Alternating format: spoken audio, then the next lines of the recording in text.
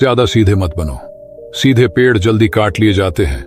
आज की कहानी के माध्यम से आपको कुछ ऐसे तरीके पता चलेंगे जिनसे आप धोखा खाने से खुद को बचा सकते हैं।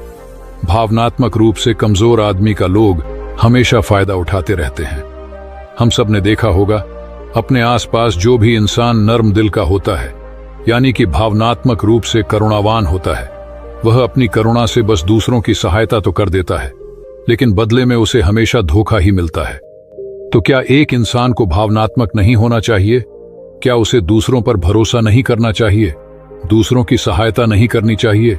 क्या करुणावान और संवेदनशील होना गुनाह है? कोई गलती है? पाया तो यह जाता है कि कोई संवेदनशील आदमी दिल का अच्छा होता है, दूसरों की सहायता करता है, दूसरों का ख्याल रखता है, दूसरों से प्रेम करता है। प्रेम भी तो एक संवेदना ही है, वह भी तो एक भावना का रूप है।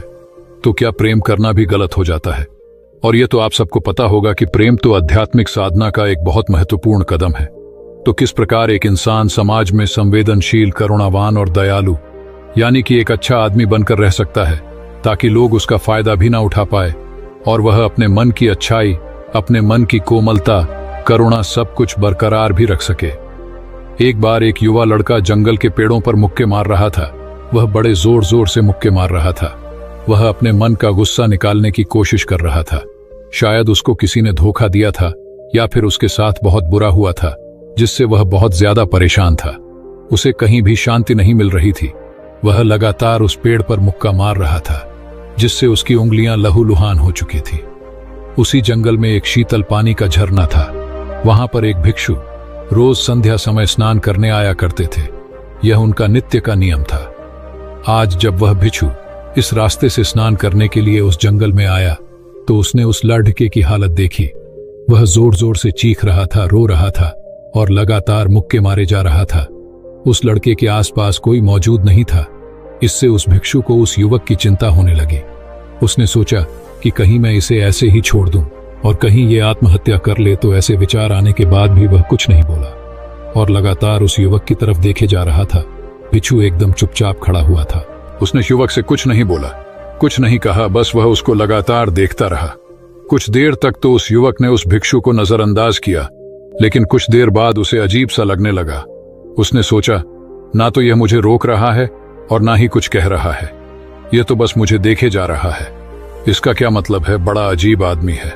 ऐसे ही विचार उस लड़के के मन में उठने लगे थे। जब कुछ देर बाद भी वह भिक्षु कुछ नहीं बोला, तो लड़के ने अचानक से उससे पूछा कि महाशय, आप अपने रास्ते क्यों नहीं चले जाते? आपको क्या मतलब? आप खड़े हुए मुझे देख क्यों रहे हैं? भिक्षु ने बड़े शांत स्वर में कहा कि मैं तुम्हें रोक नहीं रहा हूं, तुमसे कुछ कह नहीं रहा हूं, तो मुझसे तुम्हें क्या परेशानी है? मेरे ही तरह है। ये पेड़ पौधे, ये पक्षी, ये सब तुम्हें तो देख ही रहे हैं। जब इनसे तुम्हें कोई परेशानी नहीं है, तो मुझसे क्यों परेशानी है? यह सुनकर लड़का जोर से चीख कर बोला, मुझे सबसे परेशानी है। मैं सबसे नफरत करता हूं। यहां पर सब धोखेबाज, गद्दार होते हैं। कोई किसी का नहीं होता इस दुनिया में।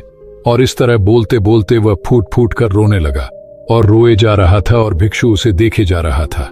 वो उसे चुप करने की कोशिश भी नहीं कर रहा था। ये बात तो उस लड़के को और ज्यादा अजीब लगी। अब रोना छोड़कर उस लड़के ने सीधे खड़े होकर उस भिक्षु से कहा, बड़े अजीब आदमी है कि सामने कोई इंसान रो रहा है, दुखी है, परेशान है और आप उसे चुप भी नहीं कर सकते। आपके मन में बिल्कुल भी संवेदना नहीं है।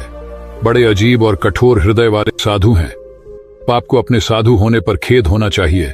और ऐसे ही ना जाने क्या क्या जली कटी बातें वो युवक उस भिक्षु को सुनाने लगा। कुछ देर बाद जब युवक की सारी भड़ास निकल चुकी थी, तब भिक्षु ने बड़े ही शांत स्वर में कहा कि आज मैं तुम्हें कंधा दे सकता हूं, तुम्हारे आंसू पोंछ सकता हूं, लेकिन इससे तुम्हारी समस्या का समाधान नहीं होगा। कुछ देर के लिए तुम्हारा मन बहल जाएगा, बस उसके बाद वही जिंदगी, वही लोग जो तुम्हें आज कंधा देने के लिए भी तुम्हारे पास नहीं है। फिर से तुम उसी जिंदगी में लौट जाओगे। कोई तुम्हें धोखा देगा, कोई तुम्हारा फायदा उठाएगा और तुम अपने मन को ऐसे ही तकलीफ पहुंचाते रहोगे। तो आंसू पोंछने की बजाय तुम्हें मुझसे कुछ ज्ञान की बातें लेना चाहिए, जिससे तुम्हें जीवन में कोई भी धोखा ना दे सके, तुम्हारी अच्छाई का कोई भी फायदा ना उठा सके। याद रखना, आंसू पोंछने वाले तो तुम्हें बहुत मिल जाएंगे, लेकिन ज्ञान और सही समझ देने